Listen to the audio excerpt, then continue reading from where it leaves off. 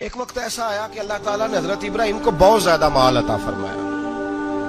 اتنے اونٹ گنے نہیں جاتے، گائیں اتنی زیادہ کہ شمار نہیں ہوتی، بکرے بکریاں اتنی زیادہ کہ شمار، بہت زیادہ مال اللہ نے عطا فرمایا. اور ابھی کچھ عرصہ پہلے آپ پیچھے جائیں نا تو جو لفظ مال تھا وہ روپے پہ تو بولا ہی نہیں جاتا تھا، وہ جانوروں پہ بولا جاتا تھا. بہت زیادہ مال اللہ نے دیا، بکریاں، گائیں، اونٹ، بیل، بڑا کچھ. تو رب کریم نے فرشتوں سے فرمایا کہ وَاتَّخَذَ اللَّهُ إِبْرَاهِيمَ خَلِيلًا، ابراہیم میرا دوست ہے. تو فرشتے کہنے لگے یا اللہ جسے اتنا کچھ دیا جائے اس نے دوست تو بننا ہی ہوتا ہے، تو نوازا ہی پڑا ہے، اتنا مال، اتنے کھیت کھلیان، اتنا کچھ. اللہ کریم نے فرمایا جاؤ آزمائش کر لو، امتحان لے لو.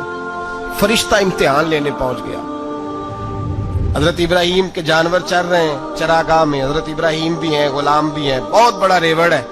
آپ تشریف فرمائے. ایک فرشتہ آیا تو کھیت میں چھپ کے بیٹھ گیا اور بلند آواز سے کہنے لگے سبحان اللہ والحمدللہ ولا الہ الا اللہ واللہ اکبر. اب وہ حضرت سیدنا ابراہیم علیہ السلام کھڑے تھے تو وہ کھیت میں بیٹھ کے تسبیح پڑھنے لگا سبحان اللہ والحمدللہ ولا الہ الا اللہ. حضرت ابراہیم کہنے لگے یہ میرے رب کا نام کون لے رہا ہے؟ بڑی اس کی میٹھی آواز ہے، بڑی، کون ہے؟ ڈھونڈنے لگے، گھومتے گھومتے اس کے پاس چلے گئے. فرشتہ انسانی شکل میں، تو میرے رب کا ذکر کر رہا تھا؟ اس نے کہا میں ہی کر رہا تھا. فرمانے لگے یار ایک دفعہ پھر نہیں کرتا؟ تو کہنے لگا ابراہیم پہلے تو میں اپنی مرضی سے کر رہا تھا، تو کہتا ہے تو پیسے لگیں گے، پیسے ہے تو کر دیتا ہوں. حضرت ابراہیم کہنے لگے بول تو کیا لے گا؟ میرے اللہ کا ذکر سنانے کا کیا لے گا؟ کہنے لگا جتنی بکریاں آپ چلا رہے ہیں ساری دے دے تو میں اللہ کا ذکر سنا دیتا ہوں. آپ نے فرمایا بس جا تیری ساری ہوئی، میرے رب کا ذکر سنا. اور پھر شروع ہو گیا سبحان اللہ الحمدللہ ولا الہ الا اللہ واللہ اکبر. حضرت ابراہیم علیہ السلام کیف میں یار پھر ذرا سنا، نا علما وچ پھسا سانو تو یار دی گل سنا سانو، ذرا دوبارہ سنا. میں پھر سنایا، ایک دفعہ پھر کہا. فرشتہ کہنے لگا بس جی آپ کے پیسے پورے ہو گئے. حضرت ابراہیم کہنے لگے چل ایک دفعہ اور سنا. کہنے لگا پیسے لگیں گے. تو کیا لے گا؟ کہنے لگا گائیں بھینسیں ساری میری. فرمایا بس یار اتنی قیمت، تو سنا صحیح، سارا کچھ ہی تیرا. پھر شروع ہو گیا سبحان اللہ والحمدللہ ولا الہ الا اللہ واللہ اکبر.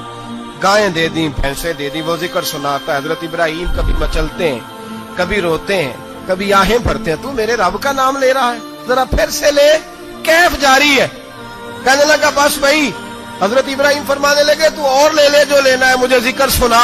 اس نے کہا ابراہیم بکریاں میں لے چکا، گائے بھینسیں میں لے چکا، اونٹ رہ گئے، سارے لے لوں گا پھر ذکر سناؤں گا. فرمایا کیا تیرا ہوا تو ذکر سناتا رہ، میں دیتا ہوں. دے دیا. کچھ دیر ذکر کیا تو اب خاموش ہو گیا. حضرت ابراہیم خلیل اللہ علیہ السلام فرمانے لگے ذکر سنا. کہنے لگا ابراہیم اب تیرے پاس دینے کو کیا ہے؟ ہر چیز تو میں لے چکا. آپ فرمانے لگے یہ گائے بھینسیں بکریاں چرانے کے لیے تجھے کوئی نوکر ملازم بھی تو چاہیے نا. تو اس طرح کر مجھے رکھ لے، میں روٹی نہیں مانگوں گا، کھانا نہیں مانگوں گا، تو اللہ کا ذکر سناتا رہنا، میں تیرے جانوروں کی نوکری کرتا رہوں گا. حضرت ابراہیم علیہ السلام نے جب یہ کہا نا فرشتے کی آنکھوں میں آنسو آ گئے. تر دامنی پہ شیخ ہماری نہ جائیے، ہم دامن نچوڑ دیں تو فرشتے وضو کریں. فرشتہ رو پڑا اور کہنے لگا ابراہیم مجھے سینے سے لگا. میرے رسول کریم صلی اللہ تعالی علیہ وسلم نے نظر کی صفائی پر سب سے پہلے توجہ دی ہے. ہمیں اپنے بچوں کو تاڑنا ہے، ہمیں اپنے بچوں کو دیکھنا ہے، ہمیں انہیں خود پکڑ کے اچھی مجالس میں لے کر کے جانا ہے. اور سنو میرے حبیب پاک صلی اللہ علیہ وسلم نے کتنی پابندی فرمائی. کوئی مولوی ہو، کوئی پیر ہو، کوئی فقیر ہو، کوئی درویش ہو، کوئی دربار کا سجادہ ہو، کوئی کسی جگہ بیٹھنے والا ہو، کسی کو بھی عورت کے ساتھ تنہا رہنے کی اجازت، سارے بولیے اجازت، کسی کو بھی عورت کے ساتھ تنہا رہنے کی اجازت بالکل نہیں ہے، قطعاً نہیں ہے. میرے نبی کریم صلی اللہ علیہ وسلم نے فرمایا جہاں مرد اور عورت اکٹھے ہوں گے تیسرا شیطان ہوگا. ابن حجر کہتے ہیں ایک صحابی نے عرض کی حضور اگر وہ دونوں نیک ہو، اگر دونوں نیک ہو تو میرے حبیب پاک صلی اللہ علیہ وسلم نے فرمایا یحییٰ کے بیٹے زکریا بھی ہو اور عیسیٰ کی والدہ مریم بھی ہو تو پھر بھی میں دونوں کو اکیلے رہنے کی اجازت نہیں دیتا. जब उनको इजाजत नहीं है, जब उनको इजाजत नहीं है तो बाकी कोई किस खाते में है। मैं सुनता हूं और आज मैं बबांगे दोहल कहता हूं, हमें वो दरबार भी कबूल नहीं है। सुन लिया जाए, मेरी बात को नोट किया जाए, हमें वो दरबार और मजार भी कबूल नहीं है जहां बुराई और मंशियात के अड्डे कायम है। हम उन दरबारों पर भी फौरी तौर पर हर लिहाज से कड़ी निगरानी करने का और पूरी सख्ती करने का इरादा रखते हैं और खुद आगे बढ़ के उन जालिम सज्जादा नशीनों का मुंह नोचने का इरादा रखते हैं जिन दरबारों पर नशा बिकता है, जिन दरबारों पर गंद होता है। दरबार तो ऐसे होते हैं कि दाता अली अजमेरी रहमतुल्लाह अलैह का दरबार हो पर चारों जानिब कुरान पाक की तिलावत हो रही हो। जुमा इतना बड़ा होता हो कि लाहौर में इतना बड़ा जुमा ही और कोई ना हो। दरस हदीस होता हो, दरस निजामी का मदरसा कायम हो और औरतों का जाना अलग हो, मर्दों का जाना अलग हो, पूरी शरीयत की पाबंदी हो। फिर किसी दरबार पर जाने की इजाजत है, पर न कोई किसी जगह भी किसी भी लिहाज से कभी न जाए। मेरे अजीजों, मंशियात के खिलाफ जिहाद, बेहयाई, उरियानी, फाहशी, मिल्लत का जवान अब अपनी नजर को छुपाना सीख जाए। लगती और किसी की बेटी नहीं होगी। याद रखे, मुल्ला जलालुद्दीन रूमी 1, इमाम गजाली 2, आला हजरत फाजले बरेलवी 3। बुजुर्ग मुतफिका तौर पर लिखते हैं, फरमाते हैं जो गंद के साथ दूसरे घर में ताड़ता है वो अपने घर की खैर मना ले। जो गंदी नजर दूसरों पर रखता है वो अपने घर की खैर मना ले। इसलिए कि जो जुर्म वो किसी के खाते में डालेगा वो सजा बन के उसके घर की तरफ लौटा दिया जाएगा। जो बदकारी वो किसी के खाते में डालेगा वो सजा बन के अल्लाह उसके घर की तरफ लौटा देगा। अगर अपने घर को पाक रखना चाहते हो तो दूसरों की तरफ पाक नजर रखनी शुरू कर दो। अगर चाहते हो कि तेरा घर अजीब मामला है ना, बेटे को तो पसंद की शादी की इजाजत है तो बेटी को इजाजत क्यों नहीं। अगर तेरा बेटा पसंद की शादी करेगा तो याद रखना, फिर जब किसी की बेटी ये लफ्ज बोलती है फिर इज्जतों के जनाजे निकलते हैं, फिर उरियानी फहाशी का जो है वो कलक लगता है माथे पर। फिर याद रखना, चारों जानिब से रुसवाइयां तेरा नसीबा होती है। अगर तू बेटी को रोकना चाहता है तो बेटे का हाथ पकड़। अगर तू बेटी को साफ रखना चाहता है तो बेटे को शर्मो हया की चादर उड़ा।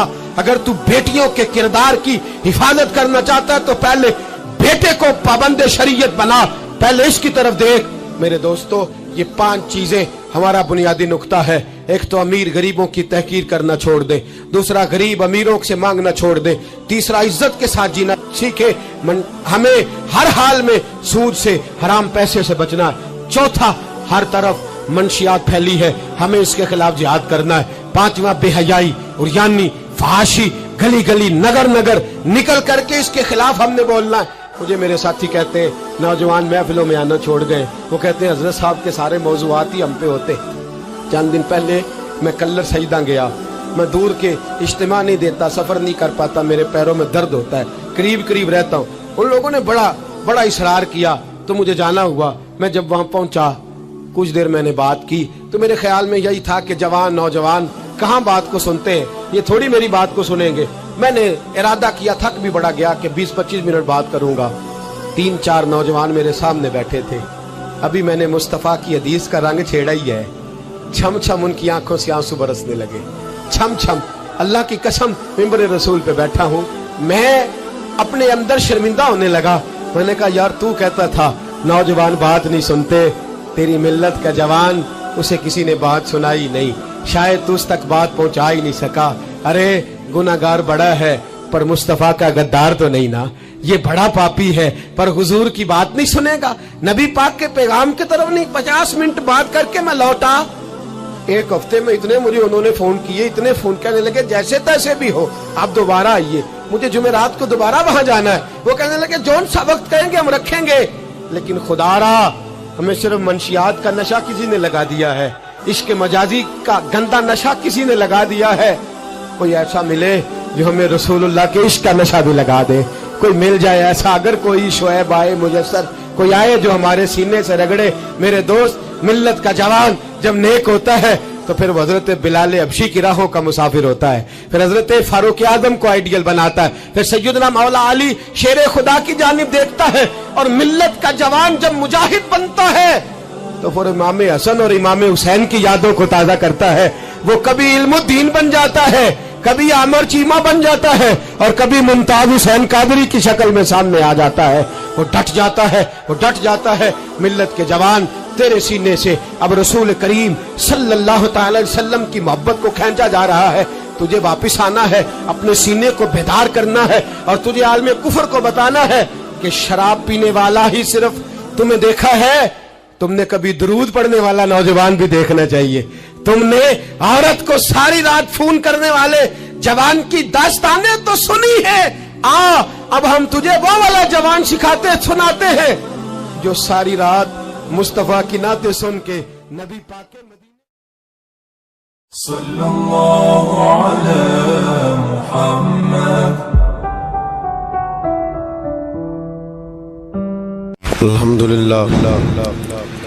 الحمدللہ رب العالمین والعاقبۃ للمتقین والصلاة والسلام علی اشرف الانبیاء والمرسلین وعلی آلہ وصحبہ اجمعین. اما بعد, اعوذ باللہ من الشیطان الرجیم. بسم اللہ الرحمن الرحیم. یا ایہا الذین آمنوا اتقوا اللہ ولتنظر نفس ما قدمت لغد واتقوا اللہ ان اللہ خبیر بما تعملون. صدق اللہ العظیم وصدق رسولہ النبی الکریم. ان اللہ وملائکتہ یصلون علی النبی یا ایہا الذین آمنوا صلوا علیہ وسلموا تسلیما. الصلاة والسلام علیک یا سیدی یا رسول اللہ وعلی آلک واصحابک یا حبیب اللہ. اللہم صلی علی سیدنا و مولانا محمد معدن الجود والکرم وآلہ وبارک وسلم. حمد و صلاة کے بعد اللہ تبارک و تعالیٰ نے قرآن مجید سورۃ الحشر کے اندر ارشاد فرمایا ہے کہ یا ایھا الذین آمنوا اتقوا اللہ, اے ایمان والو اللہ سے ڈرو. وَلْتَنْظُرْ نَفْسٌ مَا قَدَّمَتْ لِغَدٍ, ہر آدمی یہ سوچ لے کہ اس نے اپنے آگے کیا بھیجا ہوا ہے, جو اس نے آخرت کے لیے جمع کرایا ہے وہ کیا ہے, یہ غور کر لے وہ. وَاتَّقُوا اللَّهَ, اور پھر ڈر جاؤ اللہ سے. إِنَّ اللَّهَ خَبِيرٌ بِمَا تَعْمَلُونَ, فرمایا تم جتنے مرضی پردے ڈالتے پھرو, تمہارے رب کو تمہارے تمام کاموں کی خبر ہے. اسے پتا ہے تم کیا کرتے, وہ جانتا ہے. عزیز دوستو, بزرگوں اور بھائیوں, قرآن مجید نے دو چیزوں پر بڑا زور دیا ہے. ایک اللہ کو ماننا, اور اللہ کو ماننے کا مطلب ہے نبی پاک کو بھی ماننا. اللہ کو ماننے کا مطلب ہے کتابوں کو بھی ماننا, قرآن پاک کو بھی ماننا. لیکن دو باتیں آپ کو زیادہ ملیں گی, ایک ایمان, اور اس کے بعد سب سے زیادہ زور ہے ایمان بالآخرت پر. آخرت کو مانو. وَمِنَ النَّاسِ مَن يَقُولُ آمَنَّا بِاللَّهِ وَبِالْيَوْمِ الْآخِرِ وَمَا هُمْ بِمُؤْمِنِينَ. اللہ فرماتا ہے کچھ لوگوں کا دعویٰ ہے کہ ہم اللہ اور آخرت پر ایمان رکھتے ہیں, حالانکہ وہ ایمان نہیں رکھتے, دعویٰ کرتے ہیں, نفاق کا مظاہرہ کرتے ہیں, منافقت کرتے ہیں. جو اللہ کو ماننے والا ہوتا ہے اس کا رنگ اور ہوتا ہے. جس کو پتا ہوتا ہے قیامت کے دن اللہ کے حضور کھڑے ہونا ہے, اس کے اعمال یہ نہیں مانتے. کہتے ہیں ہم مانتے ہیں, پر مانتے, دعویٰ ہے کہ ہم مانتے ہیں آخرت کو بھی اور اللہ کو بھی, پر نہیں مانتے. قیامت قائم ہونا ضروری ہے. اگر وقوع قیامت نہ ہو تو ظالم کی تو موجیں لگ گئیں. جابر تو موج کرے گا, فاسق اور فاجر تو کہیں گے دنیا میں بھی ہم اپنے اقتدار کے زور پر جیتے رہے, آج بھی ہمیں پوچھنے والا کوئی نہیں. عقلاً نقلاً قیامت کا قائم ہونا ضروری ہے. قیامت قائم ہوگی تو مظلوم کو اس کے ظلم پر داد رسی کی جائے گی اور ظالم کو سزا ملے گی. ایک آدمی ساری زندگی دنیا کے اندر لوٹ مار کرتا رہا, دھوکہ فریب فراڈ کرتا رہا, اس کی راتیں شراب و کباب میں گزر گئیں, وہ مرے اور بات ختم ہو گئی. ٹھیک ہے موج کر کے چلا گیا. ایک آدمی ساری زندگی اس نے اللہ تبارک و تعالیٰ کی رضا کے لیے اپنی نظر کی حفاظت کی, زبان کی حفاظت کی, یہاں تک کہ دل کی بھی حفاظت کی, وہ بھی مرے تو معاملہ ختم ہو گیا. اس طرح تو پھر سرکش کا کچھ بنے گا ہی نہیں. نظام زندگی ساری اس کی سوچ ختم ہو کے رہ جائے گی اگر قیامت قائم نہیں ہوتی. قیامت کا قائم ہونا حق ہے. اس لیے قرآن مجید نے ایک جگہ پہ نہیں 20 جگہ پہ یہ بیان فرمایا ہے کہ قیامت ضرور قائم ہوگی. قیامت اور وہ قائم ہو کر اپنے سارے لوازمات سمیت قائم ہوگی. میرے نبی پاک صلی اللہ علیہ وسلم نے فرمایا مظلوم کو حق ملے گا, ظالم کو سزا ملے گی. جابر اس دن اللہ کی بارگاہ میں رسوا کیے جائیں گے. جن پر جبر کرتے رہے انہیں اللہ کے حضور سے عطا کیا جائے گا.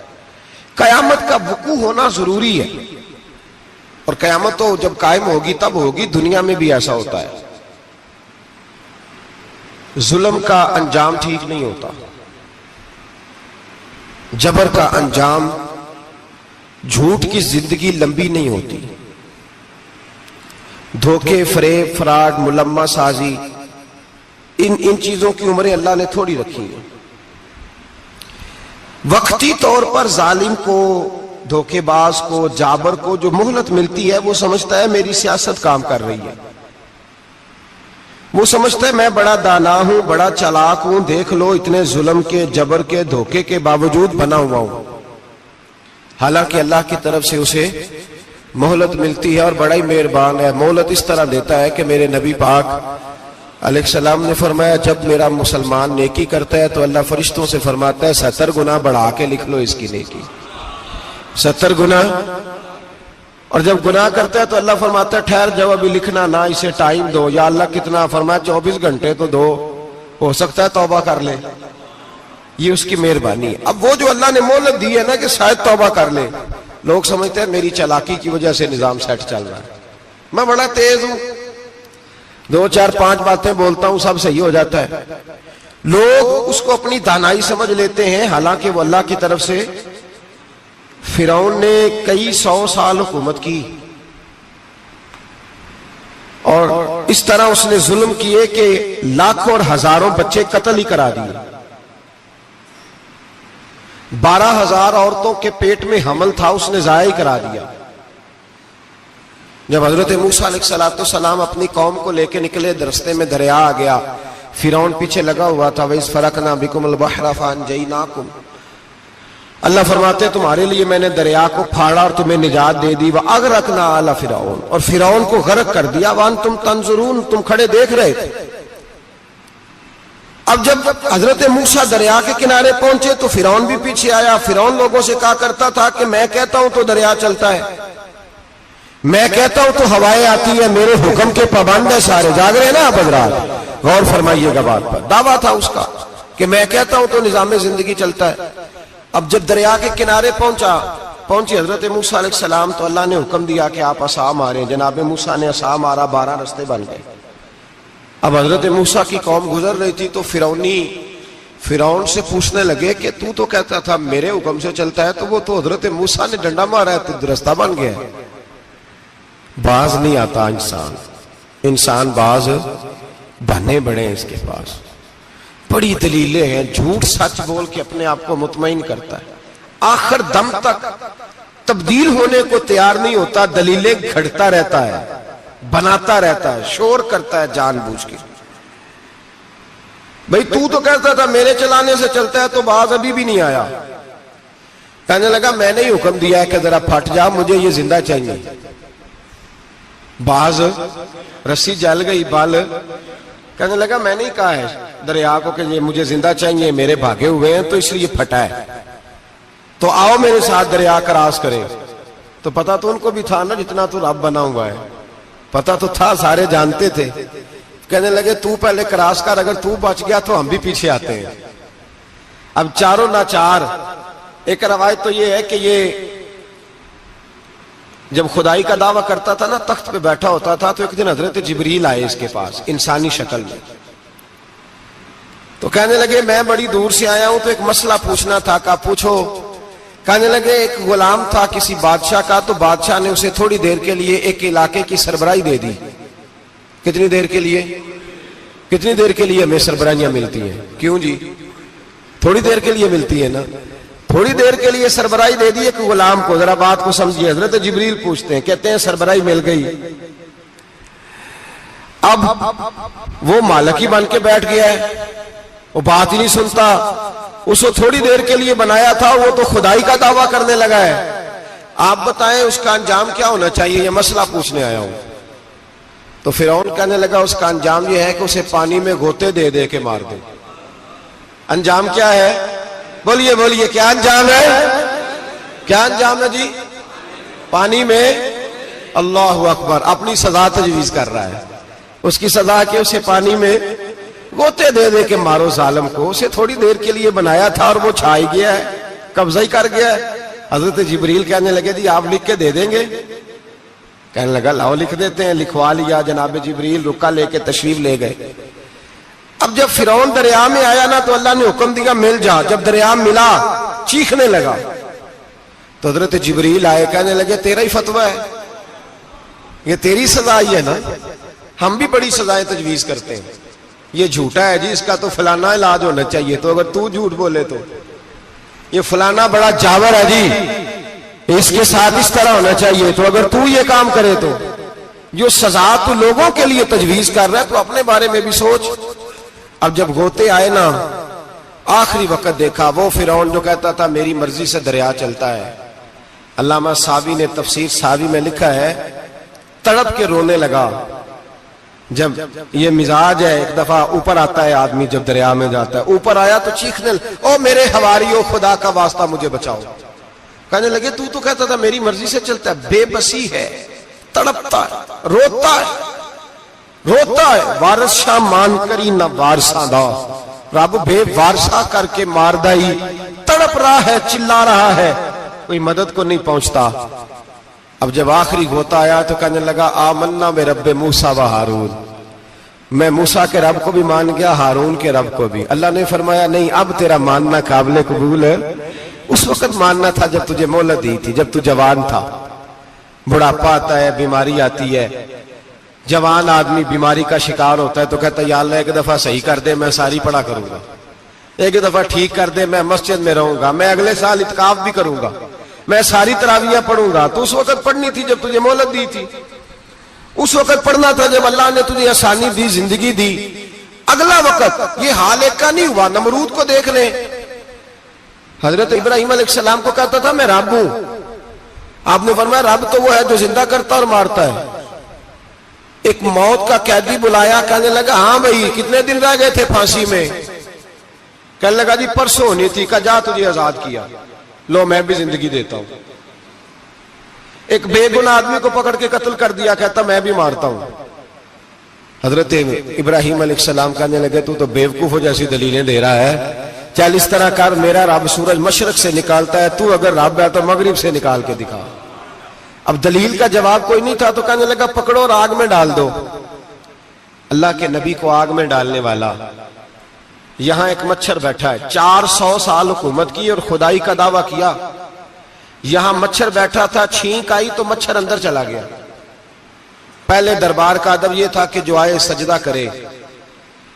اب اس کے سر پہ کوئی چیز مارتا تھا تو اسے سکون ہوتا تھا. مچھر تھوڑی دیر کے لیے اس کا دماغ چھوڑتا تھا. او بھائی یہ اس دھرتی پہ اللہ نے لوگوں کو نظارے دکھائے اور ہمیں سمجھانے کے لیے دکھائے. ہمیں تفکر کی, غور کی دعوت دی کہ دیکھ لینا, اپنے عمل کو پرکھنا. تمہارے عمل حضرت موسیٰ کے فرما برداروں جیسے ہیں, جناب ابراہیم کے فرما برداروں جیسے ہیں, یا بن کے بیٹھ گئے ہو. اب دربار کا ادب یہ ہے, بے بسی کا یہ حال ہے کہ جوتے لٹکتے ہیں دربار میں, جو آتا ہے جوتا کھینچتا ہے. اور ادب یہ ہے کہ 10 جوتے نمرود کے سر پہ مارو. اور 400 سال جوتے لگتے رہے. روتا تھا, جو آدمی آتا تھا منتیں کرتا تھا, کہتا تھا کہیں سے کوئی دوائی مل جائے گی. پاگلوں جیسی زندگی گزاری, پاگلوں جیسی, پاگلوں جیسی سخت. وہ تو حساب, وقوع قیامت تو حساب ہوگا ہی. یہاں لوگ پاگل ہو کے مرتے ہیں, معاذ اللہ, نفسیاتی مریض ہو کے مرتے ہیں. یہاں آخری وقت اتنا سخت آتا ہے کہ دنیا موت کی دعائیں مانگتی ہے. میرے بھائی جب انسان ظلم کرتا ہے تو بھول جاتا ہے کہ شاید مجھے پوچھے گا کوئی نہیں. جب وہ زیادتی کرتا ہے تو بھول جاتا ہے، جب وہ کسی کا حق کھاتا ہے تو وہ کہتا ہے شاید اس کا تو وارث ہی کوئی نہیں جس کو میں لوٹ رہا ہوں۔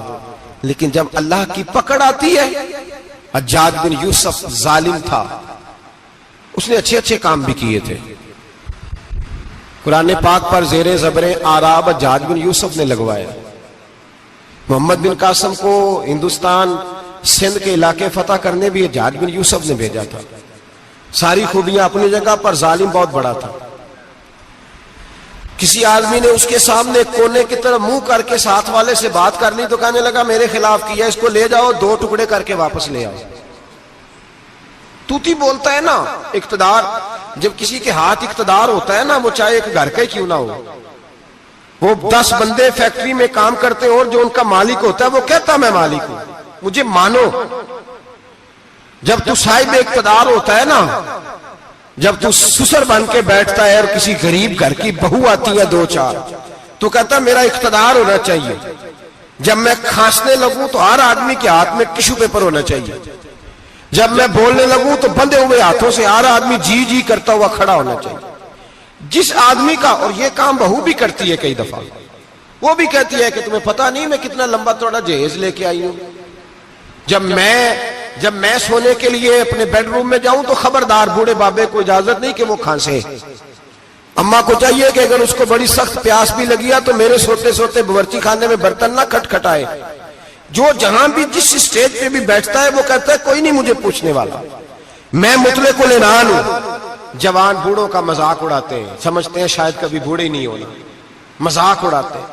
تندرست لوگ بیماروں کا مذاق اڑاتے ہیں، شاید کبھی بیمار نہیں ہونا۔ حجاج بن یوسف ظالم تھا، ظلم کرتا تھا، زیادتی کرتا تھا۔ حضرت سعید بن جبیر ایک تابعی بزرگ تھے، اتنے بڑے بزرگ تھے کہ ساری رات نماز پڑھتے تھے، سارا سال روزہ رکھتے تھے۔ ایک دن انہوں نے منبر پہ بیٹھ کے کہا کہ حجاج ظلم سے باز آ جائے ورنہ اللہ کی لاٹھی بڑی بے آواز ہے۔ اللہ کی لاٹھی، اس کا کیا مطلب ہوتا ہے؟ اس کا مطلب ہے جب رب کی لاٹھی چلتی ہے تو اس کی آواز، جی اس کا پہلے کوئی پیغام، وہ پہلے اعلان نہیں کرتا کہ تگڑے ہو جاؤ لاٹھی چلنے لگی ہے، لاٹھی چلتی ہے پر اس کی آواز، سمجھ آ رہی ہے میری بات کی؟ جمعۃ الوداع کے لیے تشریف لانے والے احباب خاص غور فرمائیے گا۔ حجاج بن یوسف کو پتا چلا کہ حضرت سعید بن جبیر نے میرے خلاف بات کی، بلا لیا، کہنے لگا تو نے میرے خلاف بات کی ہے؟ فرمانے لگے کی ہے۔ کہنے لگا تجھے پتا ہے میں قتل کر دوں گا؟ آپ فرمانے لگے نہ تو زندگی کا مالک ہے نہ موت کا مالک ہے، تو کیسے قتل کر؟ کہنے لگا تجھے پتا ہے میرا؟ فرمایا میں نے تجھے نہیں، میں نے تو کئی شداد، کئی حماد، کئی قارون، کئی فرعون، کئی نمرود دیکھے، کئیوں کی داستانیں سنی، تو کون ہے؟ تو چھوٹا سا ہے۔ ایک جملہ ہے مولانا جلال الدین رومی کا، بڑے درویش تھے، ایک بات کہہ گئے، کہنے لگے نمرود جتنے پیسے نہیں، فرعون جتنی حکومت نہیں، قارون جتنی دولت نہیں، ورنہ فرمانے لگے میرے زمانے میں بھی کئی لوگوں کا خدا بننے کو دل کرتا ہے، کئی لوگوں کا دل کرتا ہے، لیکن نمرود جتنے پیسے، فرعون جتنی طاقت اور قارون جتنی دولت نہیں، ورنہ ہو سکتا ہے لوگ دعویٰ کر جائیں معاذ اللہ ثم معاذ اللہ۔ یہ آج سے کئی 100 سال پہلے وہ کہہ رہے ہیں، آج تو حالات بڑے ابتر ہیں، اس کی نسبت خطرناک۔ فرمانے لگے حضرت سعید بن جبیر تو زندگی موت کا مالک نہیں۔ کہنے لگا پکڑو، قتل کرو اسے، لے جاؤ۔ جب پکڑ کر کھینچ کر لے جا رہے تھے نا تو حضرت سعید بن جبیر مسکرانے لگے۔ اب ظالم کے سامنے مسکرائے تو اس کو بڑا غصہ آیا، یہ میرا مذاق اڑاتا ہے؟ بلا لیا، ادھر آؤ، کیوں مسکرا رہے ہو، کیا ہوا؟ تو حضرت سعید بن جبیر کہنے لگے میں مسکرا رہا ہوں تیری بیوقوفی پر اور اپنے اللہ کی دی ہوئی ڈھیل پر۔ میں مسکرا رہا ہوں کہ یا اللہ کیا بات ہے، کیا تیرا شان ہے، کیسے لوگوں کو ڈھیل دی ہوئی ہے۔ میں مسکرا رہا ہوں تیری بیوقوفی پر کہ تو سمجھتا ہے شاید مجھے پوچھنے والا کوئی نہیں۔ کہنے لگا اس کو باہر نہ لے جاؤ، میرے سامنے قتل کرو۔ ٹھیک ہے جی، قتل کرنے لگے تو حضرت سعید بن جبیر نے منہ کعبے کی جانب کر لیا، انی وجہت وجہی للذی فطر السماوات والارض حنیفا وما انا من المشرکین۔ جب آپ نے یہ آیتیں پڑھی نا کہ میں نے منہ کر لیا ہے اپنے رب کی جانب، کرو مجھے قتل، کہنے لگا نہیں نہیں اس کا منہ پھیرو، کعبے کی طرف ہو کہ قتل نہ ہو، ہے ظالم پر پاگل ہو گیا ہے۔ حضرت سعید بن جبیر کے حوصلے نے شکست دے دی، ناکام ہو گیا، مخبوط الحواس ہو، کہنے لگا اس کا منہ پھیر دو۔ جب کعبے سے پھیرا تو آپ فرمانے لگے للہ المشرق والمغرب فانما تولى فثم وجه اللہ، اللہ فرماتا ہے تو مشرق اور مغرب سارا ہی اللہ کا ہے، جدھر بھی منہ کرو گے ادھر اللہ ہی اللہ ہے، جدھر بھی منہ کرو گے ادھر اللہ ہی اللہ ہے، چاروں جانب پھیر دے، جدھر منہ پھیرنا ہے تو نے پھیر دیا منہ۔ حضرت سعید بن جبیر کے گلے پہ خنجر رکھا تو آپ نے ہاتھ اٹھائے، کہنے لگے اے اللہ میرے بعد اسے کسی اور پر مسلط نہ کرنا، میرے بعد کسی اور پر مسلط نہ، بس میں آخری ہوں۔ جب آپ ذبح ہوئے تو اتنا خون نکلا کہ لوگ کہتے ہیں جتنا اونٹ کے وجود سے نکلتا ہے، تر ہو گیا سارا اس کا دربار۔ ایک سمجھدار آدمی کو بلا کے کہنے لگا اتنا خون میں نے بڑے بندے قتل کرائے ہیں پر اتنا خون نہیں نکلا۔ تو وہ کہنے لگے لوگ مر جاتے، مرتے وقت ڈر جاتے ہیں، سہم جاتے ہیں، خون سکڑ جاتا ہے، لگتا ہے یہ شخص جب دنیا سے گیا ہے تو ڈٹ کے گیا ہے، یہ ڈٹ کے گیا ہے دنیا سے۔ حجاج بن یوسف رات کو سویا تو تڑپ کے اٹھا، کیا ہوا؟ گھر والے کہنے لگے کیا ہوا؟ کہنے لگے سعید بن جبیر خواب میں آئے اور کہتے ہیں اٹھ مجھے بتا تو نے مجھے کیوں قتل کیا، بتا کیوں مارا؟ اگلی رات پھر سویا تو وہی خواب، پھر سویا تو وہی خواب۔ گناہ نفسیاتی مریض بنا دیتا ہے، ظلم تجھے مخبوط الحواس کر دیتا ہے۔ جب تو زیادتی کرتا ہے تو اللہ فرماتے ہیں کہ تو اللہ کو بھولتا ہے، اللہ تجھے اپنا آپ بھلا دیتا ہے، پھر تو بھول جاتا ہے، پھر تو سیدھے رستے پہ چلتا ہے پر بھٹک جاتا ہے، پھر تو صحیح رستوں کا تعین کر کے بھی گمراہ ہوتا ہے، پھر تو روز وہی گاڑی چلاتا ہے پر اب جب تو بریک لگاتا ہے تو نہیں لگتی۔ جب گناہوں کے ساتھ تو مخبوط الحواس ہوتا ہے تو روز وہ کاروبار کرتا ہے، لیکن جب تیرے گناہ تجھے گھیر لیتے ہیں پھر اسی کاروبار میں تو نقصان اٹھاتا ہے۔ حجاج بن یوسف تڑپتا ہے، روتا ہے، یہاں تک کہ بیمار ہو گیا، پیٹ میں درد ہوتی ہے، پتہ نہیں کیا ہوا، تکلیف ہوتی ہے، پتہ نہیں، سارے حکیم طبیب ڈاکٹر کوئی نہ سمجھ سکا کہ بیماری کیا ہے۔ جو بیماریاں خدائی ہوتی ہیں ان کا لوگوں کو پتا، جو آزمائشیں رب کی جانب سے ہوتی ہیں وہ ڈاکٹروں کے ہتھے نہیں چڑھتی، جو تکلیفیں اللہ دیتا ہے ان کا حکیم طبیب علاج نہیں کر پاتے، مشکل، اور شفا اسی وقت ہوتی ہے جب اللہ دینا چاہے، اور جب رب ہی دینا نہ چاہے تو بڑے بڑے ڈاکٹر کہتے ہیں کہ ہمارے بس کی بات نہیں رہی۔ بغداد سے حکیم آئے، پیٹ دیکھا، کہنے لگے نہ تیرے معدے میں کوئی دقت ہے، نہ تیرے جگر میں، نہ کسی اور جگہ، ماجرا کیا ہے؟ ایک آخری علاج ہے، آخری، وہ کیا؟ گوشت کا چھوٹا سا ٹکڑا دھاگے کے ساتھ باندھ کے منہ میں ڈالا اور پھر ایک باریک سا تنکا لے کے اس کو اندر ڈالنے لگے۔ حال دل کس کو سنائے آپ کے ہوتے ہوئے، حال دل کس کو سنائے آپ کے ہوتے ہوئے، کیوں کسی کو سجائے آپ کے ہوتے ہوئے، حال دل کس کو سنائے آپ کے ہوتے ہوئے۔